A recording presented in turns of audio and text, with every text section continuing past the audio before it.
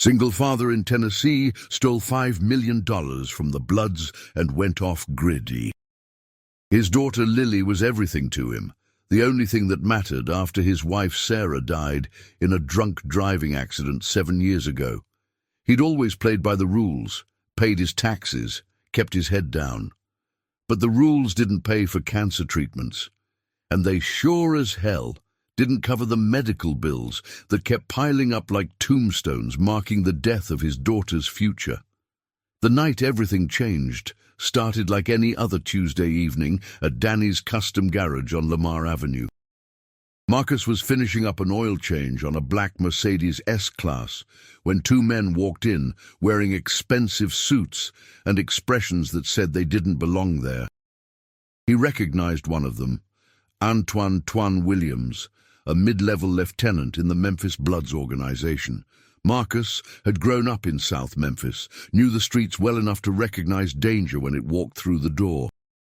He kept his eyes down, wiped his hands on his coveralls, and minded his business the way a smart man does in this city. If you're watching this, hit that subscribe button and drop a comment letting me know where you're watching from. The conversation wasn't meant for his ears, but in the quiet garage, with nothing but the hum of fluorescent lights overhead, Marcus heard everything. They were discussing a shipment, a major drug payment that would be held at a warehouse on Chelsea Avenue for exactly 72 hours before being moved to a permanent location. $5 million in cash from a distribution deal that stretched from Tennessee to Arkansas. The regular security crew was being pulled for something bigger in Nashville, leaving just 2 guards watching the money. Twan laughed, said something about nobody being stupid enough to touch blood money, and the other man agreed. They left 10 minutes later in the Mercedes that Marcus had just serviced, and he stood there in the empty garage with grease under his fingernails and an idea taking root in his mind like a weed growing through concrete. Marcus went home that night to the small house he rented in Fraser, a working-class neighborhood where the American dream had long since packed its bags and left. Lily was at the kitchen table doing homework, her dark hair pulled back in a ponytail, her face drawn with the exhaustion that came from fighting a disease that didn't care about fairness or justice. She'd been diagnosed with acute lymphoblastic leukemia 6 months ago, and the treatments were bleeding him dry. Insurance covered some of it, but the experimental therapy that might actually save her life. That cost $200,000 out of pocket, and his savings account held exactly $4,312. "How was work, Dad?" Lily asked, looking up from her biology textbook. She was 16 years old and already too familiar with hospital rooms and the smell of antiseptic. "Same as always, baby," Marcus replied, dropping his keys on the counter. He heated up leftover spaghetti while Lily told him about her day, the friends who were starting to drift away because cancer made people uncomfortable, the classes she was missing, the life she was watching slip through her fingers. Marcus listened and nodded and felt something cold and hard settle in his chest. That night, after Lily went to bed, he sat at the kitchen table with a bottle of whiskey and a choice that could save his daughter or destroy them both. For 3 days, Marcus watched the warehouse on Chelsea Avenue. He drove past it during his lunch breaks, parked down the street in the evenings, studied the patterns. Just like Twan had said, there were only 2 guards, young men who spent most of their time on their phones, smoking cigarettes by the loading dock. The warehouse was old brick, surrounded by abandoned industrial buildings that nobody paid attention to anymore. Memphis had plenty of forgotten places like this, spaces where legal and illegal commerce existed in careful balance. The security was minimal because the reputation was enough. Nobody stole from the Bloods, not if they wanted to keep breathing. On the 4th night, Marcus made his move. He wore dark clothes he'd bought with cash at a Walmart 2 counties over, latex gloves he'd lifted from work, and a ski mask he'd had since his days in the army. He'd served 2 tours in Afghanistan as a combat engineer, learned how to breach doors and bypass simple security systems. Those skills had been dormant for years, but they came back like muscle memory. He parked 3 blocks away, approached from the back where the streetlights were broken, and used bolt cutters on the chain-link fence. His heart hammered so loud he thought the guards would hear it, but they were inside, and he moved like a shadow through the Memphis night. The back door had a basic lock that gave way to a pry bar in under 30 seconds. Marcus slipped inside, found himself in a warehouse that smelled of old cardboard and motor oil. He moved through the darkness, using a small flashlight, navigating around pallets and crates until he found the office in the back corner. The money was there, just like he'd overheard. 4 large duffel bags sitting on a desk, like they were waiting for him. His hands shook as he loaded them into a canvas bag he'd brought. $5 million, enough to save Lily, enough to get them killed. He was back outside in less than 10 minutes, cutting through alleys and side streets until he reached his truck. By the time the sun rose over the Mississippi River, Marcus and Lily were already 60 miles east of Memphis, heading toward a future he'd stolen at the point of desperation. The drive to Cookeville took just over 3 hours, and Marcus spent every mile checking his rearview mirror for signs of pursuit. Lily slept in the passenger seat, exhausted from her latest round of chemotherapy, unaware that her father had just crossed a line he could never uncross. He'd woken her at 4 in the morning, told her to pack a bag, that they were taking a trip. She'd looked at him with those green eyes that reminded him so much of Sarah and asked if everything was okay. He'd kissed her forehead and lied, said everything would be fine, and she'd believed him because children want to believe their parents can fix anything. Cookeville was a small city tucked into the Cumberland Plateau, population 40,000, the kind of place where people moved slowly and asked few questions. Marcus had chosen it carefully, close enough to Nashville to have medical facilities, far enough from Memphis to buy them time. He'd rented a small house on the outskirts of town 2 weeks earlier, using a false name and cash. The landlord was an elderly woman named Mrs. Patterson, who accepted his story about being a widowed mechanic relocating for work without much scrutiny. The house sat at the end of a quiet street, lined with oak trees, with a detached garage and a fenced backyard. It wasn't much, but it was theirs, at least for now. The first thing Marcus did was hide the money. He divided it into 6 waterproof containers and buried them at different locations around the property, under the garden shed, beneath the oak tree in the back corner, inside a false bottom he constructed in the garage. He memorized each location, drew no maps, left no evidence. Then he destroyed their old cell phones, bought burner phones with cash from a convenience store 30 miles away, and began the process of erasing Marcus and Lily Reed from the world. They became Michael and Sarah Mitchell. He had false identification he'd purchased years ago through a former army buddy who owed him a favor. Good enough to pass casual inspection, but not deep background checks. Lily enrolled at Cookeville High School under her new name, and Marcus found work at a local garage called Winters Auto Repair. The owner, Dale Winters, was a gruff man in his 60s, with oil-stained hands and a suspicious nature. He'd looked at Marcus's resume with skepticism, but when Marcus diagnosed and fixed a transmission problem in half the time Dale expected, he got the job. Life developed a routine that felt almost normal. Marcus woke before dawn each morning, checked the news for reports of a Memphis robbery, found nothing. The Bloods were keeping it quiet, which made sense. Admitting that someone had stolen $5 million from under their noses wasn't good for business. But Marcus knew they were looking.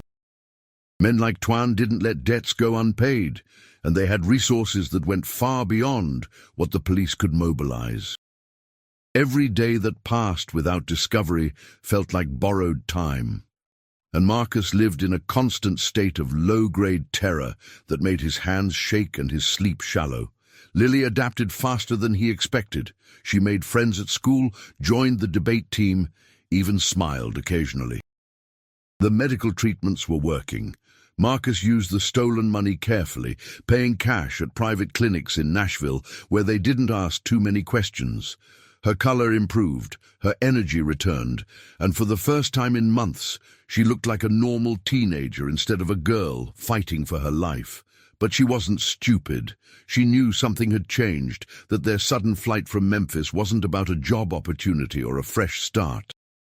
One evening, 3 weeks after they'd arrived in Cookeville, Lily confronted him.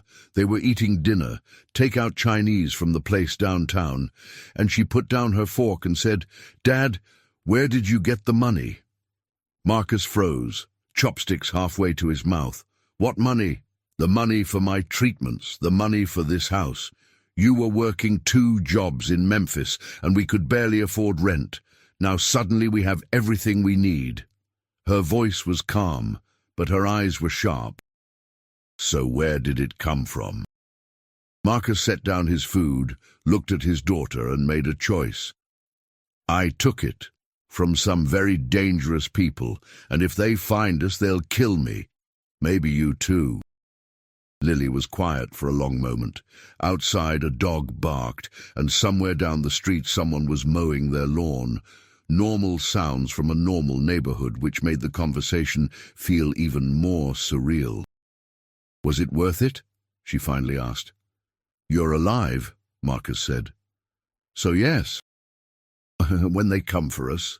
"If they come for us, we'll be ready." The warning came on a cold November morning when Dale pulled Marcus aside at the garage. "Some guys were in town yesterday asking questions," Dale said quietly, glancing toward the shop where another mechanic was working. "City types, didn't fit in, said they were looking for a man traveling with a teenage daughter. Gave a description that sounds a hell of a lot like you."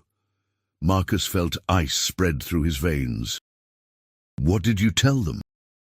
"That I didn't know anything. But Marcus or Michael or whatever your real name is, those men looked like trouble. The kind of trouble that doesn't stop until they find what they're looking for." Marcus nodded slowly. "I appreciate the warning." "One more thing," Dale added, his expression serious. "Whatever you did to piss them off, I hope it was worth it, because they're not going to stop looking."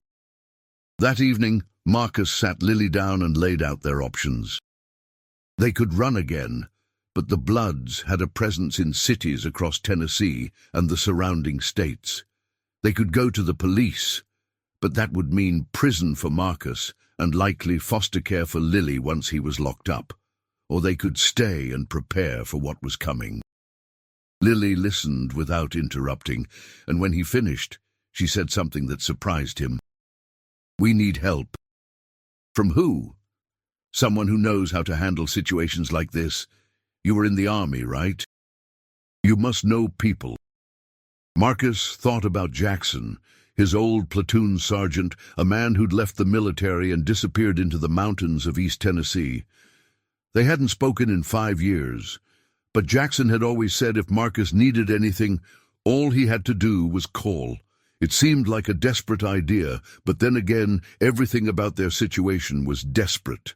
He made the call that night from a payphone at a truck stop on the edge of town. Jackson answered on the 3rd ring, his voice gravelly and suspicious. "Who is this?" "It's Marcus Reed. I need your help." There was a pause. "Marcus, been a long time. What kind of help are we talking about?" "The kind that might get you killed."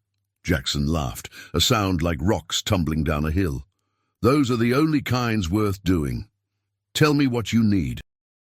Or 2 days later, Jackson arrived in Cookeville, driving a beat-up Ford F-250, loaded with equipment Marcus didn't want to think too hard about. Jackson was 53 years old, lean and weathered like old leather, with grey hair cut military short and eyes that had seen too much. He shook Marcus's hand, looked around the property with a tactical assessment Marcus recognized from their time overseas, and said, "You've got yourself into some serious trouble, brother. I know. $5 million from the Bloods. That's not just serious, that's suicidal. Jackson walked the perimeter of the property, noting sightlines and weak points. This place is defensible, but barely. If they come in force, you won't hold them off for long. I'm not trying to hold them off, Marcus said.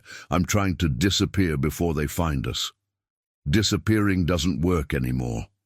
These guys have connections everywhere. Police, informants, surveillance. You've bought yourself some time, but time runs out. Jackson turned to look at him. You need to think about endgame here. What happens when they finally track you down? Marcus didn't have an answer to that, so he stayed quiet. Jackson spent the next week teaching Marcus and Lily things the army had taught him about survival and combat.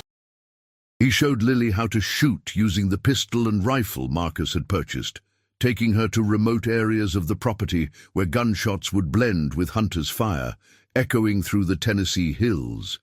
He taught them hand signals, escape routes, how to move quietly through terrain. Lily took to it with a seriousness that made Marcus both proud and heartbroken. She was 16 years old and learning how to shoot people who wanted to kill her father. She's tough, Jackson said one evening as they sat on the porch drinking beer. Reminds me of some of the soldiers I served with. Got that look in her eyes, the one that says she'll do whatever it takes. She shouldn't have to, Marcus replied. No, she shouldn't, but life doesn't care about should. Jackson was quiet for a moment, then added, There might be a way out of this, but it's going to cost you everything you took. I'm listening. There's a man I know, operates out of Atlanta. Used to work in private security. Now he brokers deals between people who can't go to the police. He's expensive and he's dangerous, but he's good at making problems disappear. If you're willing to give back the money, he might be able to negotiate with the Bloods, get you a pass. And if they don't want to negotiate, Jackson looked at him, then we prepare for war. The next few weeks passed in a strange combination of normalcy and preparation. Marcus continued working at the garage. Lily went to school. They had dinner together like a regular family. But underneath the routine was constant vigilance, checking for surveillance, varying their routes, sleeping in shifts. Marcus contacted Jackson's connection in Atlanta, a man named Victor Reese who spoke in careful euphemisms and charged $10,000 just for the consultation. Reese said he'd reach out to his contacts in Memphis, see if a negotiation was possible. In the meantime, Marcus should prepare for any outcome. December brought cold weather and Christmas decorations to Cookeville. The town transformed into something from a greeting card, with lights strung across Main Street and a tree in the square. Lily went to a school dance, came home smiling, told Marcus about a boy named Tyler who'd asked for her number. Marcus listened and smiled and felt his heart break because this was the life she deserved. Normal teenage problems, not survival tactics and escape plans. That night, he sat alone in the garage with one of the pistols in his lap and wondered if he'd made the right choice. The money had saved Lily's life, but it might also destroy everything they had left. The call from Reese came on December 18th, just a week before Christmas. Marcus answered the burner phone in the garage, stepping outside into the cold evening air. "I've got news," Reese said without preamble. "And it's not great. The Memphis Bloods know you're somewhere in Tennessee, and they're not interested in negotiation. You took their money and made them look weak. They want blood." Marcus felt his stomach drop. "So what do I do?" "You've got two options. Option 1, give back the money and disappear completely. New identities, leave the country if possible. I can arrange that, but it'll cost $2 million of the 5 you took, and there's no guarantee they won't still come after you out of principle." "What's option 2? "Option 2 is you make a stand. You've got Jackson there, you've got skills, you've got home advantage. Maybe you get lucky and take out whoever they send. But Marcus, these guys don't send amateurs. They'll send professionals, and they'll keep sending them until you're dead." Marcus was quiet for a long moment, watching his breath fog in the December air. "I need to think about it." You don't have long. My sources say they've narrowed your location to Cookville. Could be days, could be hours before they find your exact address. The line went dead, and Marcus stood there holding the phone, feeling the weight of his choices pressing down like the Tennessee winter sky. Inside the house, he could see Lily through the kitchen window, making hot chocolate and singing along to Christmas music on the radio. She looked happy. She looked alive. And that, Marcus realized, was worth any price. He went inside and found Lily in the kitchen. "We need to talk," he said quietly. She turned off the radio and sat down at the table, her expression immediately serious. "They found us, didn't they?" "Not yet, but soon." Marcus sat across from her. "I've got a choice to make, and it affects both of us. We can give back the money and try to disappear, leave the country, start over somewhere else, or we can stay and fight." "Fighting means people might die," Lily said. "Yeah, including you, including me." Lily was quiet for a long moment, staring at her hands. When she looked up, her eyes were wet, but her voice was steady. "I don't want to spend the rest of my life running, Dad, and I don't want you to die protecting me. But I also don't want to give them the satisfaction of making us crawl." She reached across the table and took his hand. "So what do we do?" Marcus squeezed her hand, felt the warmth of it, the life in it that he'd bought with stolen money and desperate choices. "We make a stand," he said, "and we don't go down without a fight." That night, Marcus called Jackson and told him the decision. Jackson said he'd expected as much, and that he'd make some calls to old military contacts who might be interested in a good fight. He told Marcus to fortify the house, reinforce doors, create fallback positions, stock up on supplies. They were going to turn the little house in Cookville into a fortress, and when the Bloods came, they'd find out that Marcus Reed wasn't some soft civilian they could push around. Over the next 3 days, the house transformed.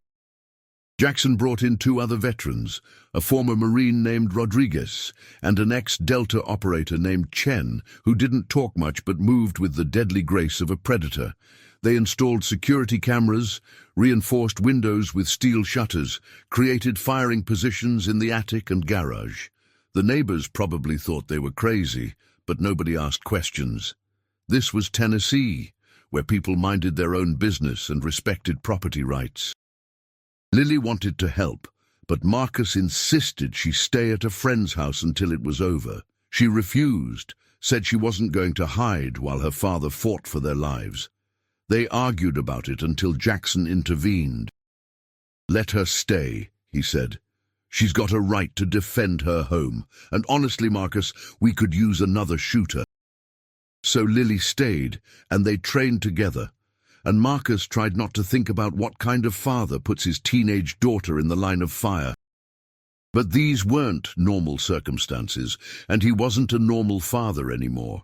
He was a man who'd stolen $5 million from a gang and was now preparing to fight them when they came for revenge. The Bloods arrived on December 23rd, 2 days before Christmas. There were 6 of them in 2 vehicles, a black Escalade and a grey Dodge Charger, and they pulled up to the house just after midnight when the street was quiet and the neighbors were asleep. Marcus saw them on the security cameras, saw the way they moved with military precision, and knew these weren't street thugs. These were professionals, probably ex-military themselves, hired guns brought in for the job. He keyed the radio. "They're here. 6 hostiles, 2 vehicles. Jackson, you take the garage. Rodriguez, upstairs west window. Chen, upstairs east. Lily, you're with me in the kitchen." The responses came back quick and professional. Marcus moved through the darkened house with the rifle in his hands, feeling the adrenaline surge through his system. This was it. No more running, no more hiding. Just him and the men who'd come to kill him. And may the best side win. The first shots came through the front windows, shattering glass and punching holes in the walls. Marcus and Lily were already in the kitchen behind the reinforced island they'd built specifically for this purpose. He returned fire through the window, heard someone scream outside. Jackson's shotgun boomed from the garage, and the night erupted into chaos. The firefight lasted 20 minutes, though it felt like hours. The Bloods tried to breach from multiple points: the front door, the back door, the garage. But Marcus and his team had prepared well, created kill zones and fallback positions that turned the house into a death trap for anyone who tried to enter. Rodriguez took a bullet in the shoulder but kept fighting. Chen moved through the house like a ghost, appearing at windows and doorways to deliver precise, lethal fire. Jackson was in his element, calling out targets and coordinates like they were back in Fallujah. And Lily fired her rifle with steady hands and dry eyes, defending her home with the same determination she'd shown fighting cancer. Marcus felt pride and horror in equal measure watching her, knowing he'd created this situation, but also knowing she was rising to meet it. The turning point came when Chen flanked around through the garage and came up behind the Bloods' position. His suppressed rifle spoke 3 times, and 3 men dropped. The remaining attackers broke and ran, piling into the Escalade and speeding away into the night. Jackson put a few rounds into their rear windshield for good measure, and then it was over. The house was a wreck. Windows shattered, walls riddled with bullet holes, the smell of gunpowder thick in the air. But they were alive. All of them were alive. Marcus checked on everyone, found Rodriguez already bandaging his shoulder, found Chen calmly reloading magazines, found Jackson grinning like a madman. And he found Lily sitting on the kitchen floor with her rifle across her lap, shaking but uninjured. "Is it over?" she asked. "For tonight," Marcus replied. He knelt beside her, pulled her into a hug. "You did good, baby. You did so good." But he knew it wasn't really over. The Bloods would regroup, send more men, keep coming until they got what they wanted. This was just the first round of a fight that might never end, unless he did something drastic. That's when Marcus made his final decision.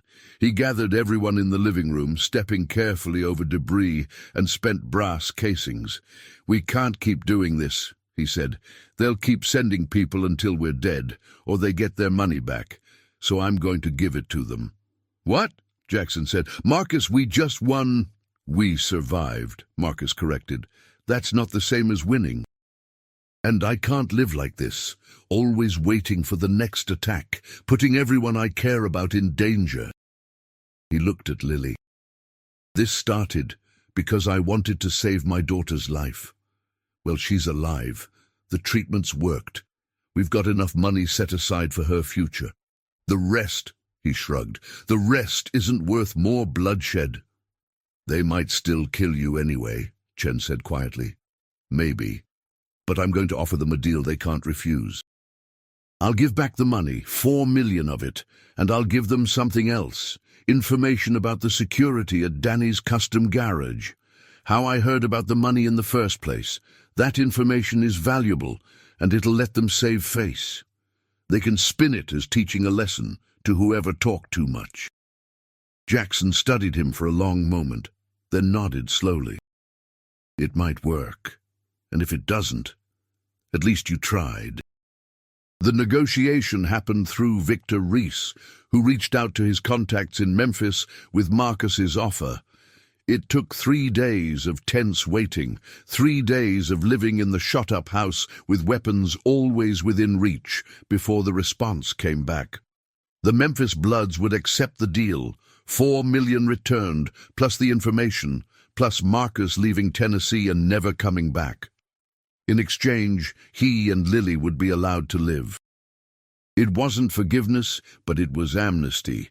And that was the best Marcus could hope for.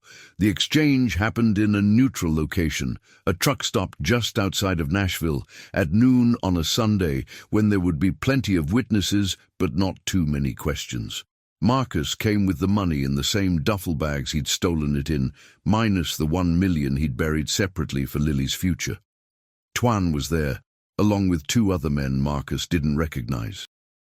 They didn't shake hands or exchange pleasantries. Marcus handed over the bags, handed over a written account of how he'd overheard the conversation at the garage. Tuan checked the money, read the information, and nodded. "You got lucky, Reed," Tuan said. "Luckier than you deserve, but business is business, and you're giving us what we need to make this right, so you get to walk away." He leaned closer. "But if I ever see you in Memphis again, if I even hear you're in Tennessee, the deal's off." "Understood, understood," Marcus said, and just like that it was over. Marcus walked back to his truck where Lily was waiting, and they drove away from the truck stop, away from Tennessee, away from the life he'd tried to build on stolen money and desperate choices. They ended up in Oregon, of all places, a small coastal town where nobody knew them and nobody asked questions. Marcus found work at a marina. Lily finished high school and got into college on a scholarship. The money he'd kept funded her education and gave them stability.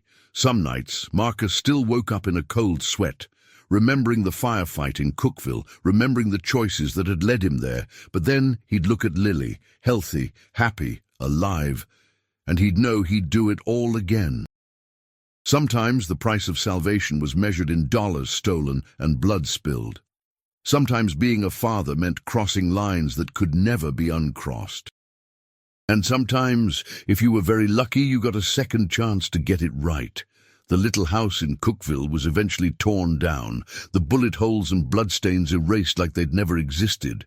The story became a rumor, then a legend, then forgotten entirely. Marcus Reed disappeared into the quiet anonymity of a coastal town, working on boats and watching his daughter build the future he'd bought her. The Bloods got their money back, got their information, and got to save face by showing what happened to people who stole from them. Everyone got what they needed, if not what they deserved. And in the end, Marcus realized that was the most any of us could hope for, a chance to survive our mistakes, to protect the people we love, and to find some measure of peace in a world that rarely offers second chances. He'd stolen $5 million, fought a war in his living room, and bargained with the devil to save his daughter's life.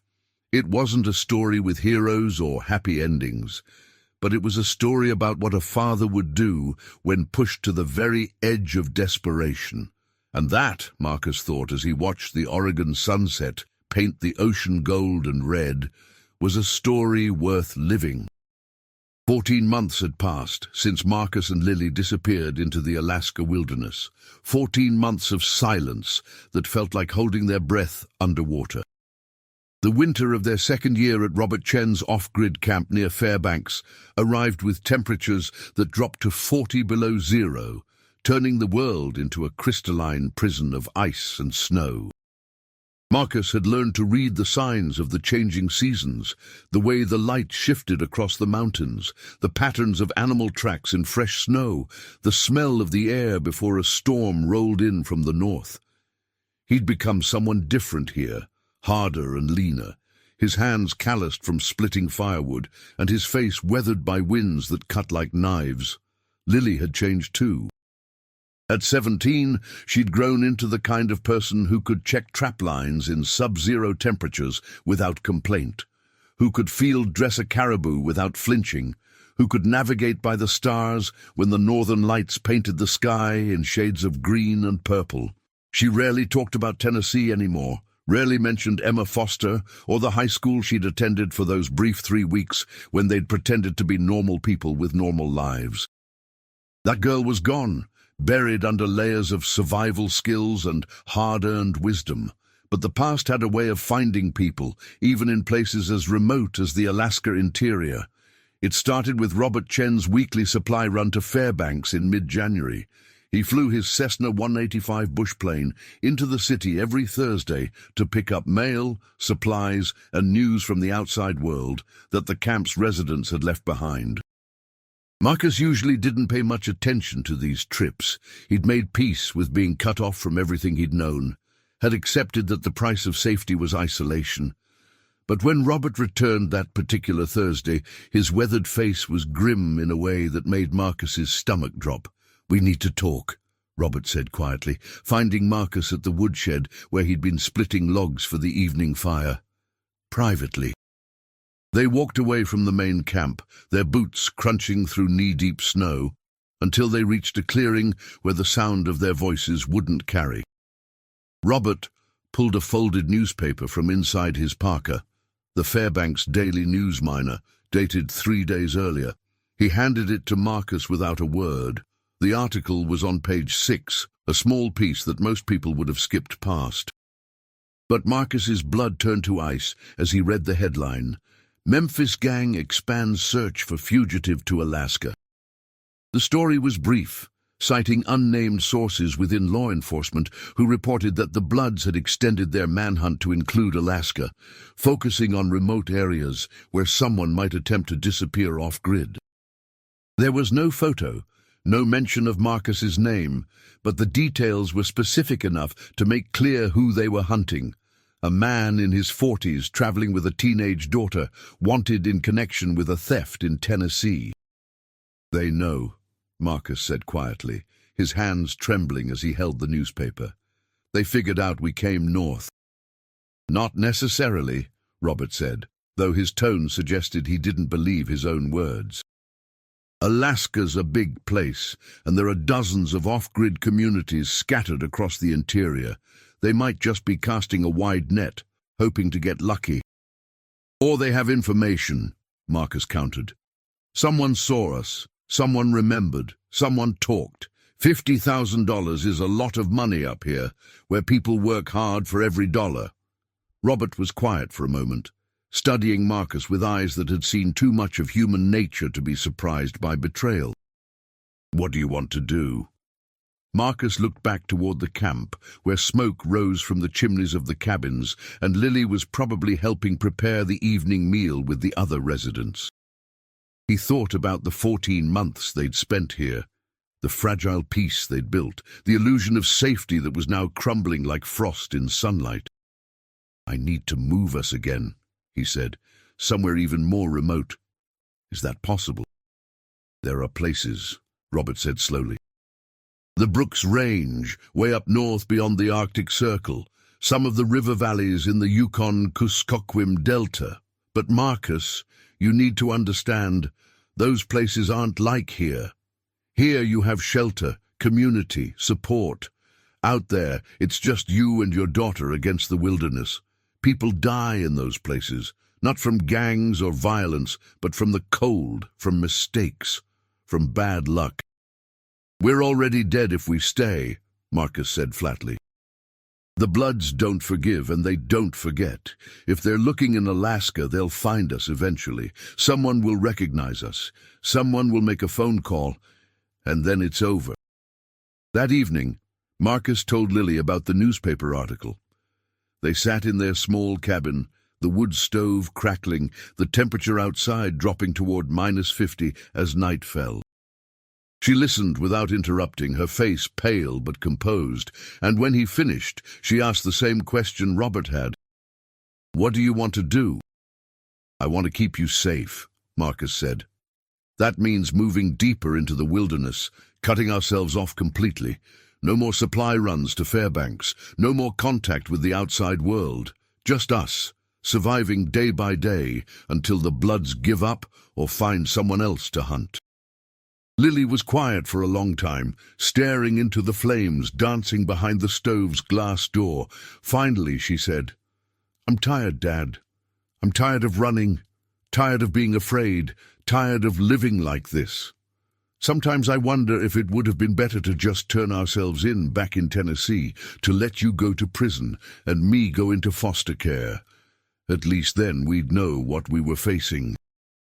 The words hit Marcus like a physical blow, worse than any punch he'd ever taken. "You don't mean that," he said quietly, "don't I?" Lily met his eyes, and he saw something in her expression that terrified him. Not fear or anger, but exhaustion so deep it had worn grooves into her soul. "We've been running for over a year. We've lost everything, our home, our names, our lives. And for what? So we can freeze to death in some cabin in the Arctic instead of facing what we did." "I did this," Marcus corrected sharply. not we. I stole that money. I made that choice, and I pulled you into it. Don't take responsibility for my mistakes. But I'm living with the consequences anyway, Lily said. So maybe I should get a say in what happens next. Marcus felt something crack inside him, a foundation he'd been standing on since that night in the Memphis warehouse. What are you saying? I'm saying maybe there's another option, Lily said carefully. Maybe we could negotiate. Give the money back, work out some kind of deal. People do that, don't they? Criminals who cooperate get reduced sentences. Maybe if we... No, Marcus cut her off, his voice harder than he'd intended. The Bloods don't negotiate, Lily. They don't do plea deals or second chances. I explained this back in Tennessee. If we give the money back, they'll kill me anyway to make an example. That's how gangs maintain respect. And you'd be a witness, which means they'd kill you too. I won't let that happen. Then what? Lily's voice rose, frustration breaking through her usual control. We run forever. We move to the Arctic and slowly freeze or starve. We keep looking over our shoulders until one day they find us anyway, and it all ends in blood. Marcus had no answer to that because she was right. Every option led to darkness, and he'd been the one to put them on this path. He thought about his wife, about what she would say if she could see them now, and the guilt threatened to crush him. The next morning brought a complication Marcus hadn't anticipated. Thomas Redding, one of the other camp residents, approached Marcus while he was hauling water from the well. Thomas was in his mid-50s, a former accountant from Seattle who'd fled Alaska 3 years earlier after embezzling from his firm. He was quiet, competent, and had never shown interest in anyone else's business until now. I heard about the newspaper article, Thomas said without preamble. Robert told me you're thinking about leaving. Marcus set down the water buckets, his body tensing. That's between me and Robert. Except it's not, Thomas said, because if the Bloods are searching off-grid communities in Alaska, that puts all of us at risk. They show up here looking for you, they're going to start asking questions about everyone. Some of us can't afford that kind of attention. Marcus felt anger flare hot in his chest. What are you suggesting? I'm suggesting that maybe it would be better for everyone if you left sooner rather than later, Thomas said bluntly. No offense, but your problem could become our problem real fast. And frankly, I didn't come all the way to Alaska to get caught because someone else couldn't cover their tracks properly. For a moment, Marcus considered hitting him, releasing all the fear and frustration that had been building since he'd read that newspaper article. But violence wouldn't solve anything, and Thomas wasn't wrong. Marcus's presence at the camp did put the others at risk. We'll be gone by tomorrow, he said quietly. Thomas nodded, his expression relieved, and walked away without another word. Marcus stood there in the January cold, watching his breath cloud in the air, feeling the weight of responsibility settle even heavier on his shoulders. That afternoon, Marcus met with Robert to plan their departure. They spread maps across Robert's kitchen table, studying the vast empty spaces north of Fairbanks, where human presence was measured in miles between settlements rather than blocks. Robert pointed to a location deep in the Brooks Range, a valley accessible only by bush plane or a week-long trek through some of the most unforgiving terrain in North America. There's an old mining cabin here, Robert said, tapping the map. Built in the 1920s during the gold rush, abandoned for decades. It's barely standing, but it has 4 walls and a roof. I can fly you there, drop you with enough supplies to last 3 months if you're careful. After that, you'd be hunting and trapping to survive. How far is it? Marcus asked. 200 miles north as the crow flies, Robert said. Nearest human settlement is 60 miles away, and they only see supply planes twice a year. If the Bloods are searching, they'd have to be incredibly lucky or incredibly determined to find you there. And if something goes wrong? If one of us gets sick or injured? Robert met his eyes steadily. Then you're on your own. I can't make regular supply runs that far north in winter. The weather's too unpredictable, and fuel costs would be prohibitive. You'd be truly isolated until spring thaw, maybe longer. Marcus thought about Lily's words from the night before, about her exhaustion, and her question about whether any of this was worth it. He thought about the money buried near their current cabin, money that had cost them everything and bought them nothing but fear. "There has to be another way," he said quietly. "There's always another way," Robert said. "Question is whether you can live with it." That night, Marcus couldn't sleep. He lay in his bunk listening to Lily's breathing from across the cabin, thinking about the impossible choices that had defined the last 15 months. He thought about Jackson Lee, the friend who'd helped them escape Tennessee, who'd told him that burning your life to the ground had consequences you couldn't foresee. He thought about Dale Winters, the garage owner in Cookville, who'd warned him that the Bloods never stopped looking. He thought about the warehouse in Memphis, about the moment he'd decided that stealing was better than starving, and how every decision since then had been a reaction to that first fatal choice. Around 3 in the morning, Marcus made a decision. He got dressed quietly, pulled on his parka and boots, and stepped out into the brutal cold. The northern lights were dancing overhead, ribbons of green and purple across a sky so clear and cold it felt like it might shatter. Marcus walked to the edge of the camp, where the forest pressed in dark and deep, and pulled out the satellite phone Robert kept for emergencies. He'd written down Jackson's number in a small notebook he kept in his pocket, one of the few connections to his old life he hadn't burned. Jackson answered on the 3rd ring, his voice rough with sleep. "This better be important." "It's Marcus," he said quietly. "I need advice." There was a pause, then Jackson's voice sharpened with concern. "Where are you?" "Alaska, deep in the bush. But the Bloods are looking here now. It was in the newspapers." Jackson swore softly. "How close are they?" "I don't know," Marcus admitted. "Could be nowhere near us. Could be asking questions in Fairbanks right now. But Jackson, I can't keep doing this. I can't keep dragging Lily deeper into the wilderness, watching her lose more of herself every day. There has to be an end game." "There is," Jackson said quietly. "You just don't want to hear it." "Tell me anyway." Jackson was quiet for a long moment, and when he spoke, his voice was serious in a way Marcus had rarely heard. "You give yourself up," he said. "Not to the Bloods, to the FBI. Interstate flight to avoid prosecution, theft, whatever charges apply.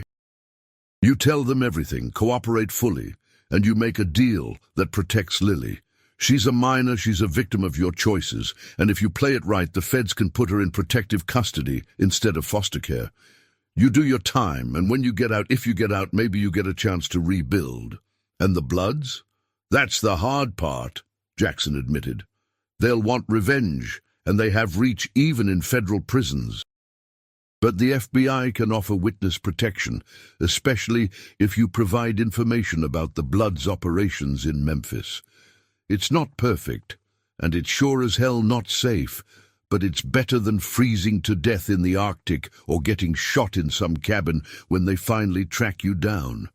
Marcus closed his eyes, feeling the weight of Jackson's words settle on him. "I stole from them," he said quietly. $5 million. They're not going to let that go." "No, they're not," Jackson agreed. "But at least this way you're choosing how it ends, instead of waiting for them to choose for you. And Marcus, this isn't just about you anymore. That daughter of yours deserves better than spending her life running. You know I'm right." Marcus stood there in the Alaskan night, the temperature 50 below zero, the northern lights painting the sky above him in colors that didn't exist in the normal world. He thought about Lily at 17, about the future she should have had, college, career, love, children, a life measured in joys instead of survival. He thought about the man he'd been before that night in Memphis, before desperation had made him stupid, before he'd crossed lines that couldn't be uncrossed. "I'll think about it," Marcus said finally. "Don't think too long. Jackson warned. "The Bloods are patient, but they're not stupid. They'll find you eventually. Better to control the situation while you still can." They said their goodbyes, and Marcus stood in the cold for another hour, watching the sky and trying to find answers in the dancing lights. When he finally went back inside, Lily was awake, sitting up in her bunk with a blanket wrapped around her shoulders. "I heard you leave," she said quietly. "Who were you calling?" Marcus sat down heavily on his own bunk, suddenly exhausted in a way that had nothing to do with physical tiredness. "Jackson," he admitted. "I asked him about options. And he thinks I should turn myself in to the FBI," Marcus said. "Cooperate, make a deal, try to protect you from the worst of it." Lily was quiet, processing this. Finally, she asked, "What do you think?" "I think he's right," Marcus said, the words tasting like ash in his mouth. "I think we've been running from the inevitable, and all it's done is make us both miserable. I think you deserve better than this, better than me." "Dad, let me finish," Marcus interrupted gently. "I made a choice 15 months ago that I thought would save us. Instead, it destroyed everything. I can't undo that. But maybe I can end it in a way that gives you a chance at a real life. Even if it means I spend the next decade in prison. Even if it means the Bloods find a way to get to me eventually. At least you'd be safe." Tears streamed down Lily's face. The first time Marcus had seen her cry since they'd left Tennessee. "I don't want to lose you," she said. "You're all I have left." "I know," Marcus said, moving to sit beside her, pulling his daughter into an embrace. "But keeping me means losing yourself. And I can't let that happen. Your mother would never forgive me." They sat there together. As the night wore on and the temperature outside dropped even further, two people facing the end of a journey that had begun with desperation and fear. In the morning, Marcus would talk to Robert about arranging a flight not north into the Brooks Range, but south to Fairbanks, and from there to Anchorage where the FBI had a field office. He would make his confession, offer his cooperation, and hope that the system he'd spent 15 months running from would show more mercy than the men he'd stolen from. The money would be returned, most of it anyway. $4.7 million that had bought them nothing but suffering. Marcus would plead guilty, accept whatever sentence came, and pray that Lily could build something better from the ruins of their old life. It wasn't the ending he'd imagined when he'd broken into that warehouse in Memphis. Wasn't the future he'd dreamed of when he'd thought money could solve all their problems, but it was the only ending that gave Lily a chance, and in the end, that was all that mattered. Outside, the aurora faded as dawn approached, and Marcus held his daughter close, memorizing the moment before everything changed again. He'd stolen from the Bloods to save her future, and now he would sacrifice his freedom to give her that same chance. It was, perhaps, the first truly unselfish choice he'd made since this all began.